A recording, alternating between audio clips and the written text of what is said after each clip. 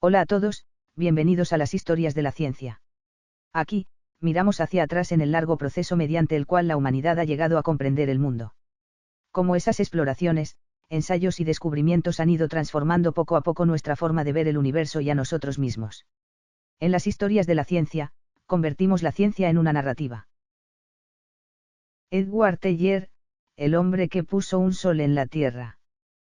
Si te dijera que hubo alguien que se sentó a calcular en serio una cosa, no era sobre la bolsa ni el clima, era, cómo hacer explotar todo el planeta Tierra de golpe. Y lo más loco, esto no es un chiste, tampoco es un guión de película, esto pasó de verdad. Un grupo de los científicos más brillantes del mundo, en una sala de conferencias, discutiendo el tema muy seriamente, incluso hicieron los cálculos: se prendería fuego el aire, la atmósfera se convertiría en un mar de llamas, el planeta desaparecería de golpe. Suena a locura, ¿verdad? Pero quien planteó la pregunta, no estaba loco, era uno de los cerebros más brillantes del siglo XX, participó en la creación de la bomba atómica y, lo más inquietante, él sentía que eso no era suficiente. Mientras otros se preguntaban cómo destruir una ciudad, él ya pensaba, ¿y si traemos al sol entero aquí? Si no quería hacer solo una bomba más grande, quería crear una estrella artificial. Ese hombre se llamaba Edward Teller. Cuando nació, nadie imaginaba que aquel niño se dedicaría a estudiar cómo hacer explotar el sol en la Tierra. 1908. Budapest, una familia aparentemente normal, padre abogado, meticuloso, cada frase como si estuviera en juicio, madre amante de la música y la literatura, con la casa llena de arte. A un lado, la razón; al otro, la sensibilidad. En teoría, eso habría formado a alguien equilibrado y tranquilo, pero no fue así. El joven Teller mostró desde temprano algo curioso: no le importaban demasiado las personas, le importaban las reglas del universo. Mientras otros niños practicaban piano, él se preguntaba, ¿por qué se propaga el sonido? Mientras otros jugaban fútbol, él se preguntaba, ¿se puede describir la trayectoria del balón con una fórmula?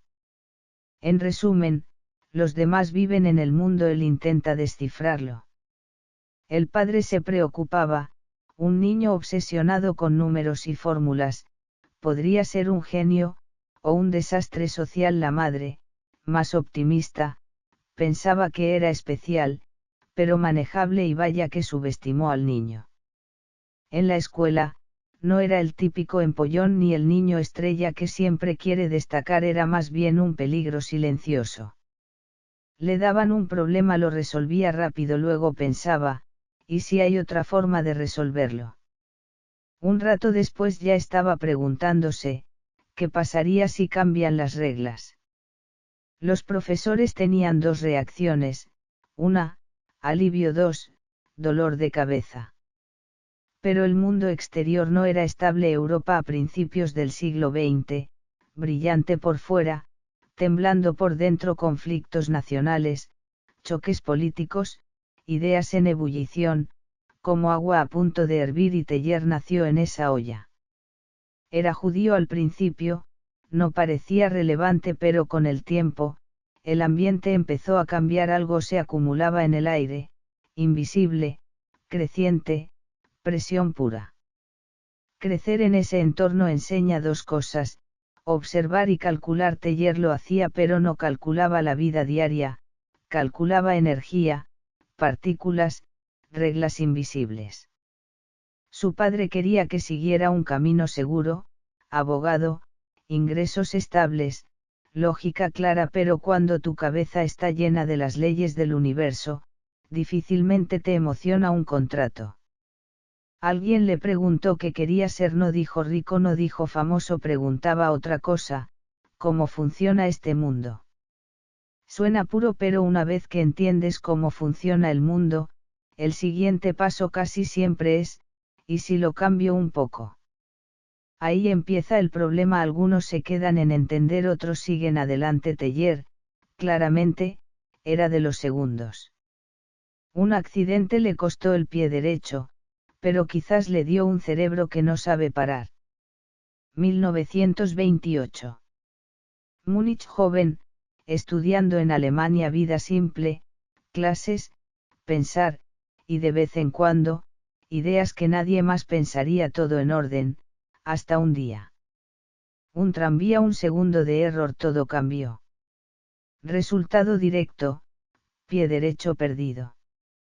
Muchos se romperían en dos, antes y después Teillier también, pero su reconstrucción fue distinta. No abandonó los estudios, volvió rápido, con muletas y prótesis seguía escuchando, calculando, como si nada hubiera pasado. Su cuerpo limitado lo hizo depender más del cerebro y su cerebro ya era potente ahora, casi único escape.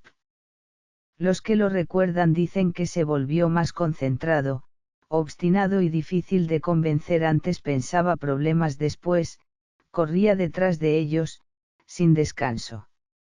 La mayoría ante un golpe piensa, cambio de rumbo.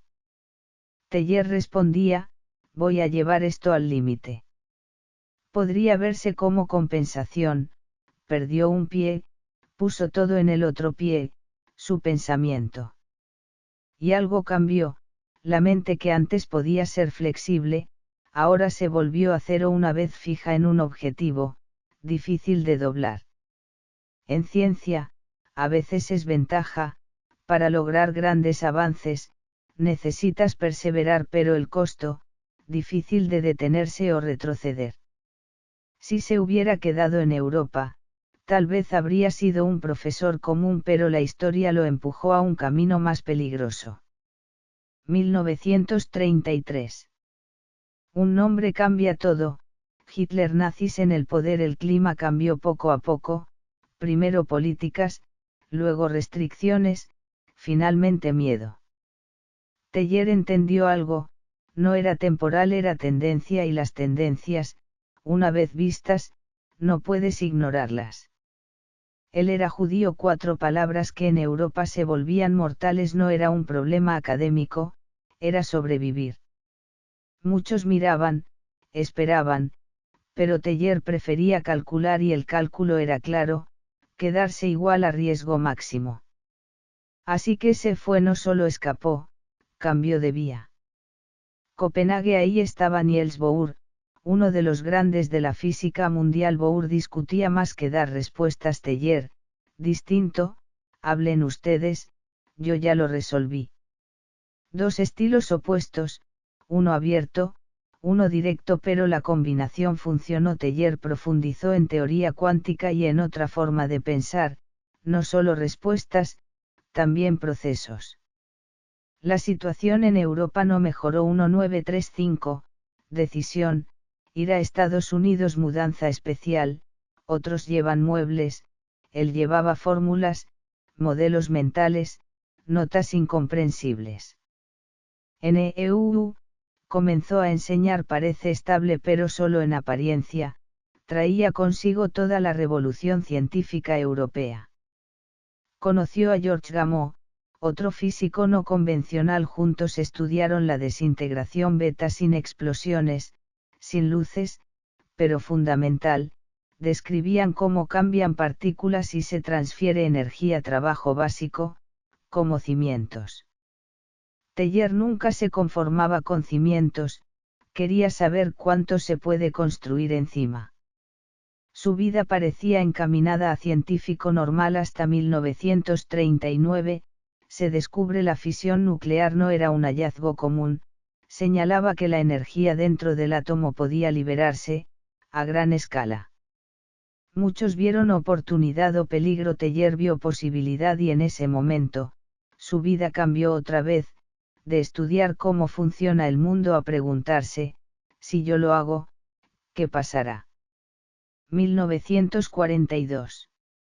El mundo ya no era el mismo, la guerra se expandía, la ciencia, también, y arrancaba un plan secreto. Lugar, Estados Unidos. Nombre, Manhattan Project. Suena como un proyecto inmobiliario, ¿verdad? Pero en realidad, era el experimento más peligroso en la historia de la humanidad. Taylor fue llamado no por casualidad, él ya estaba parado justo frente a esa puerta. Llegó a un sitio llamado Los Álamos, un desierto, nada de ciudad. Nada de diversión, solo un grupo de las mentes más brillantes del mundo, con un objetivo en común: construir la bomba atómica. El jefe era un nombre que ya conoces, a Oppenheimer, un tipo complejo, inteligente, sensible, incluso un poco poético como un director de orquesta. Juntó a los científicos y los puso a trabajar. ¿Y Taylor? Taylor era el más rebelde del grupo. Al principio, todo parecía normal, cada uno tenía su tarea, teoría, experimentos, ingeniería, el objetivo era claro: podemos construirla.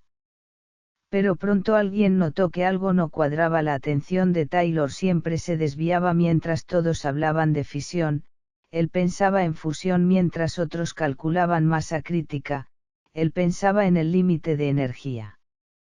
En pocas palabras, mientras todos construían la primera bomba, él ya diseñaba la siguiente generación saltándose niveles. Cuando alguien preguntaba: ¿funcionará esto?, él respondía: sí, pero ¿y si lo hacemos 100 veces más grande? No es exageración, él realmente lo calculaba. La bomba atómica parte átomos para liberar energía, pero Taylor pensaba en otra vía: juntar átomos como el Sol. La energía liberada sería monstruosa, mucho, mucho más grande.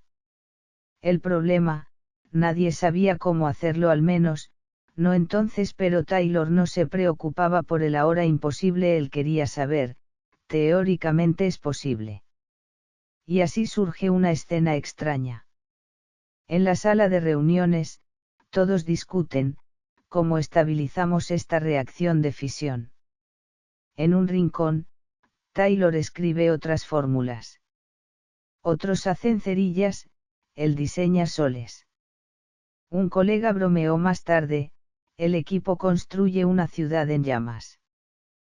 Taylor quiere un sol.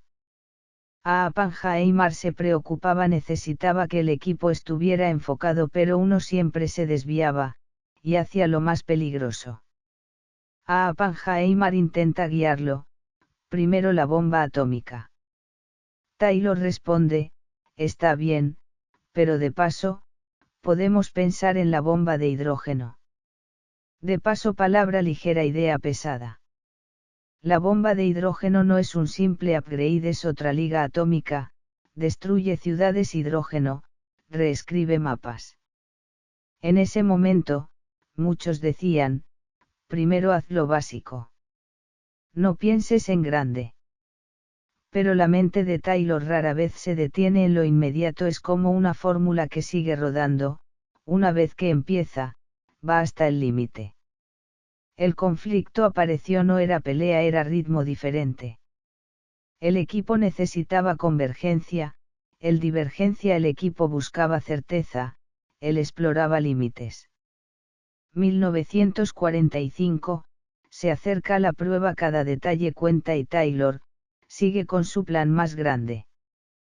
Puedes decir que no estaba concentrado o que ya veía el siguiente paso.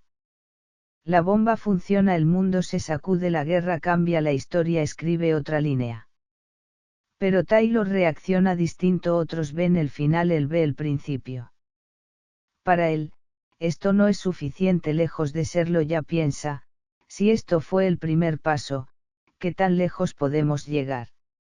Sí, realmente hicieron los cálculos, no es ficción. 1942-1943 Los Álamos, la bomba aún era teoría, pero algunas preguntas debían resolverse ya. ¿Qué pasa si explota? Al principio, normal. ¿Cuánto alcance? ¿Qué fuerza la onda de choque? ¿Cuánto se dispersa la radiación? Pero alguien lanza una idea loca: ¿y si la temperatura es tan alta que el aire se enciende? No un pedazo, todo el cielo. El aire es nitrógeno y oxígeno, bajo condiciones extremas, podrían reaccionar, la explosión nuclear alcanza temperaturas cercanas a un sol. La pregunta: ¿se detendría la reacción? o encenderíamos toda la atmósfera. La llevaron a la reunión, nadie rió, todos entendían que no era broma. Entonces comenzaron los cálculos, un grupo de los mejores físicos del mundo, calculando si podían quemar el planeta. Alguien se encargó de termodinámica, a otro de reacciones nucleares, otro de transferencia de energía, cada variable, cada detalle. Densidad del aire, umbral de temperatura, probabilidades. Racional, sí, pero irracional, la idea en sí. La atmósfera era segura, no habría combustión en cadena. Todos suspiraron y siguieron adelante. Y aquí viene lo más extraño, acaban de confirmar que casi destruyen el mundo, y dicen, bueno, seguimos construyendo. No era locura, era racionalidad extrema. Si la probabilidad es cero, es seguro, el casi se ignora. Taylor se adaptó perfecto para él, la pregunta nunca fue debería, siempre fue, ¿puedo? Si la respuesta es sí, sigue adelante. No traicionó a nadie, traicionó las reglas tácitas. La guerra terminó. 1945, la nube de hongo desapareció, el mundo no se calmó en los Álamos, la atmósfera cambió. Antes, sobrevive primero, luego la moral. Ahora, hemos ido demasiado lejos. Oppenheimer reflexiona, ya vimos el infierno. Taylor, esto no es el fin, otros frenan. Él acelera, basta, dicen ellos, insuficiente, dice él. Las diferencias se vuelven grietas y luego, enfrentamiento. A principios de los 50, el problema de la bomba de hidrógeno explota a Oppenheimer, no, esto no es un arma, es un nivel de destrucción superior. Taylor, sí, sí podemos, debemos hacerlo. Suena filosófico, pero es postura, la ciencia no solo calcula, también toma partido. Y llegamos a 1954, audiencia de seguridad, protagonista, a Oppenheimer, lugar, sala fría, sin pólvora, no es tribunal, pero se siente peor que uno. Preguntas, no sobre fórmulas, sino sobre lealtad, ¿eres confiable? El aire se vuelve denso, científicos sentados, como actores en un drama político improvisado. Taylor se levanta, silencio absoluto, dice con cautela, prefiero que la seguridad nacional quede en otras manos. Una frase corta, pesada, no estoy de tu lado. La comunidad científica queda helada, no hay aplausos. No hay palabras, pero muchas relaciones se rompen. Oppenheimer pierde su autorización. Taylor, sigue adelante, impulsa la bomba de hidrógeno, siempre del lado del más fuerte. Nunca vuelve al círculo original en la ciencia, se convierte en figura compleja, realista, peligroso, idealista, o simplemente, el que llevó la ciencia al poder. No es cuestión de bien o mal, es choque de mundos, deberíamos parar a pensar. No podemos parar. Y la gran pregunta, si tienes el poder de cambiar el mundo, ¿a quién escuchas? La bomba atómica era como un fósforo, la bomba de hidrógeno, eso ya era un sol en miniatura. Nos situamos a principios de los años 50, el ambiente era simple, pero intenso, tenso y cada día más tenso. La Guerra Fría empezaba a calentar motores, Estados Unidos y la Unión Soviética se observaban como dos gatos enfrentados, el primero que parpadee, pierde. Y en medio de todo esto, Edward Teller no quería parpadear, él pensaba, ¿por qué no encendemos la luz al máximo? Así que se unió con Stanislaw Ulam, uno soñando en grande, el otro calculando sin piedad, juntos crearon un diseño que, sobre el papel, parecía académico, pero en realidad, era una locura. El famoso diseño Teller y Ulam, el nombre suena frío, el contenido, una bomba de relojería. Para explicarlo fácil, la bomba atómica usa fisión, se parte un átomo y se libera energía, la de hidrógeno, primero usa una atómica para encenderla. Sí, explosión previa solo para arrancar el motor. Después, la energía de esa primera explosión comprime y calienta otro material y entonces, ocurre la fusión nuclear. Ahí es donde está la magia, o el desastre. ¿Y qué hace el Sol todo el día? Lo mismo, fusiona átomos ligeros y libera energía brutal. En pocas palabras, la bomba de hidrógeno no es una bomba más grande, es un mini sol artificial. Suena a ciencia ficción, ¿verdad? Pero hablemos de números. 1945, Hiroshima, la primera bomba, unos 15 kilotones de TNT. 1952, primera prueba termonuclear, Aibimi, qué potencia, 10 megatones, casi 1000 veces más que Hiroshima. La ruta estaba clara: bomba, bomba más grande, bomba aún más grande, y un día alguien preguntó, ¿no nos hemos pasado un poquito? Demasiado tarde. 1954, prueba Bravo. En la operación Casal esperaban unos millones de toneladas. El resultado, directo al doble, o más. Los científicos quedaron boquiabiertos, no por admiración, sino por el susto. Espera, esto no cuadra. El polvo radiactivo llegó lejos, afectando barcos de pesca y hasta civiles. Creías que lo tenían todo bajo control. Para nada. A veces, ellos mismos seguían los cálculos corriendo detrás de la realidad. Esta es la esencia de la bomba de hidrógeno: no es un instrumento preciso, es un monstruo de energía difícil de domar.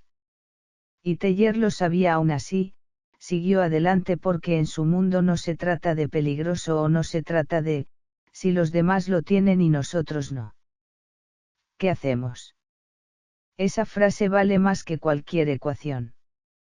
Y así nació la bomba de hidrógeno. Se extendió rápido, la humanidad entraba en una nueva etapa. Ya no se trataba de ¿puedo destruir el mundo?, sino de ¿cuántas veces puedo destruirlo?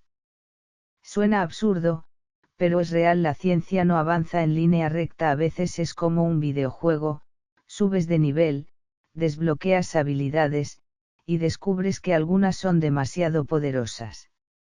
Pero espera, Teilhard no era solo el tipo que quería hacer la explosión más grande. Si no hubiera habido guerra, su vida podría haber sido muy distinta. Volvamos un poco en el tiempo. Cuando Teilhard era joven, no pensaba en bombas, pensaba en el universo. Por ejemplo, junto a George Gamow estudió el Gamow-Teilhard, una forma elegante de explicar cambios dentro del núcleo atómico que no deberían pasar, pero pasan, como alguien que no puede saltar la valla, y lo hace de todas formas. Ellos encontraron las reglas de ese hackeo de la naturaleza. Esto no destruía ciudades ni generaba ondas de choque, pero determinaba cómo entendemos la materia. Sus trabajos en física nuclear se convirtieron en base de libros de texto. Si la historia hubiese tomado otro rumbo, podría haber sido un científico elegante y aburrido, de esos que los estudiantes memorizan y nada más. Pero la realidad fue distinta. Teilhard no solo investigaba teoría, ayudó a crear laboratorios, organizar sistemas de investigación a gran escala. De científico individual pasó a diseñador de sistemas. La ciencia moderna ya no es un hombre con papel y lápiz, es un equipo, equipos, recursos nacionales, y él estaba justo en la intersección. Así que Teilhard era contradictorio: por un lado, escribía teorías delicadas; por otro, promovía la liberación de la energía más brutal posible, conectaba dos mundos, fórmulas silenciosas y explosiones ensordecedoras. Sin guerra, quizás sería solo un nombre en un libro. Con guerra, se convirtió en alguien imposible de definir, no solo un científico, sino alguien que empujó al límite lo que la humanidad podía hacer. El mundo no se destruyó, no fue por seguridad, sino por miedo. Llegamos a la Guerra Fría más tensa. El ambiente era una cuerda al límite. De un lado, US del otro, y la Tierra en medio. Los humanos aprendieron algo extraño: mantener la paz con miedo. Si puedes destruirme y yo a ti, mejor que nadie se mueva. Nuclearmente elegante, o absurdo, se llama MAD, mutua destrucción asegurada. Imagina, dos personas frente a frente, cada una con su botón. Si uno pulsa, ambos desaparecen. Resultado, ninguno se mueve. El método de paz más loco de la historia: no te muevas, yo tampoco me muevo. Y detrás de esta lógica, estaban los científicos.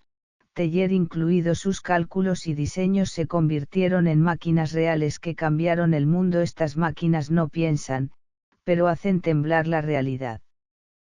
Cuando tu trabajo no solo explica el mundo, sino que puede terminarlo, sigues siendo solo un científico.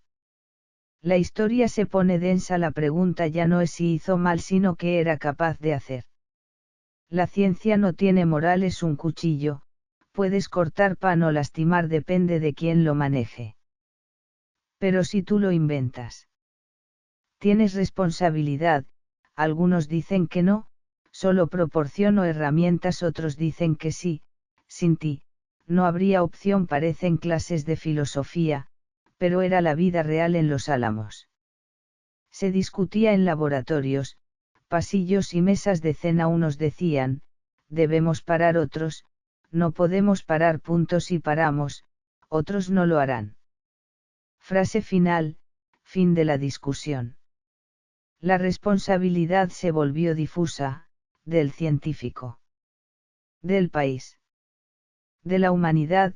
Nadie tiene una respuesta clara. Teilhard eligió un camino: seguir adelante sin mirar atrás, sin arrepentimiento. Siempre hay que preguntarse, ¿hasta dónde puede la ciencia ir?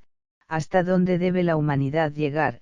Algunas puertas, una vez abiertas, nunca se cierran. Ganó la guerra, pero perdió amistades. Llegó a la vejez con un escenario, pero con aplausos amargos. Seguía activo, opinando, firme. Apoyaba armas nucleares, sistemas defensivos, incluso el proyecto Star Wars. Muchos pensaban, otra vez subiendo la apuesta. La comunidad científica se dividió. Unos lo veían como realista, tomando decisiones seguras en un mundo peligroso. Otros lo veían como alguien llevando la ciencia demasiado lejos. Un fenómeno curioso: seguía siendo un científico de élite, pero ya no era popular en reuniones. Algunos asentían, otros callaban, otros lo evitaban. Si existiera un círculo social científico, Teilhard estaba en lista negra mental. Y a él parecía no importarle. Ya había hecho su elección: reputación o poder. Escogió el poder. Quedó solo, en el centro y al borde necesario, pero distante. Así fue su vejez, no una derrota, ni una victoria sencilla. Si Einstein abrió la puerta a la era atómica, Teilhard la pateó y puso un sol detrás. La humanidad tuvo ese poder, y tuvo que enfrentarlo. La pregunta nunca fue, ¿podemos destruir el mundo?, sino, ¿cuándo decidiremos no hacerlo? Las personas que realmente cambian el mundo suelen ser aquellas que simplemente han pensado un paso más que los demás. Si esta historia te ha hecho reflexionar un poco, dale me gusta, síguenos y guárdala para más tarde. Nos vemos en el siguiente personaje. Hasta pronto.